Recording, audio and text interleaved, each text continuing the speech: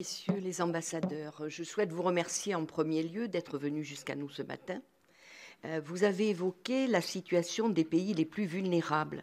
Et à cet égard, je voudrais rappeler que bien que les médias l'aient très peu relaté, le Pakistan a été victime cet été d'inondations dévastatrices causées par des pluies de mousson diluviennes. Les experts d'ailleurs attribuent ce phénomène violent au réchauffement climatique.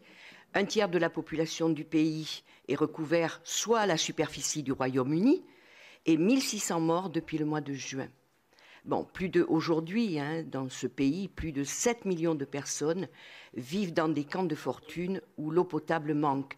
Les quelques images que nous avons pu voir sont très douloureuses. Cette catastrophe climatique, elle a conduit le secrétaire général de l'ONU à exhorter les grands pollueurs de la planète à arrêter cette folie. Nous le savons, cette calamité va toucher d'autres pays, ceux-là même qui polluent le moins. Je rappelle que le Pakistan, en fait, ne pèse que 0,8% des émissions mondiales de CO2. La question écologique amène inéluctablement la question du modèle économique mondial dominant. Et à cet égard, le rapport du GIEC confirme bien que le capitalisme menace la survie de la planète. Ce n'est pas moi qui le dis, c'est le GIEC.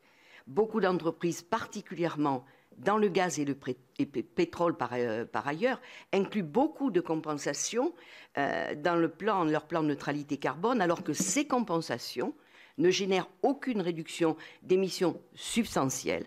Qu'en pensez-vous? Messieurs les ambassadeurs, quelles ambitions concrètes portez-vous sur cette nouvelle COP 27? Quels objectifs audacieux mais tenables souhaitez-vous faire adopter lors de ces négociations, et notamment pour imposer aux pays les plus pollueurs qu'ils respectent leurs engagements, qui pour le moment ne constituent pas des obligations, je le rappelle?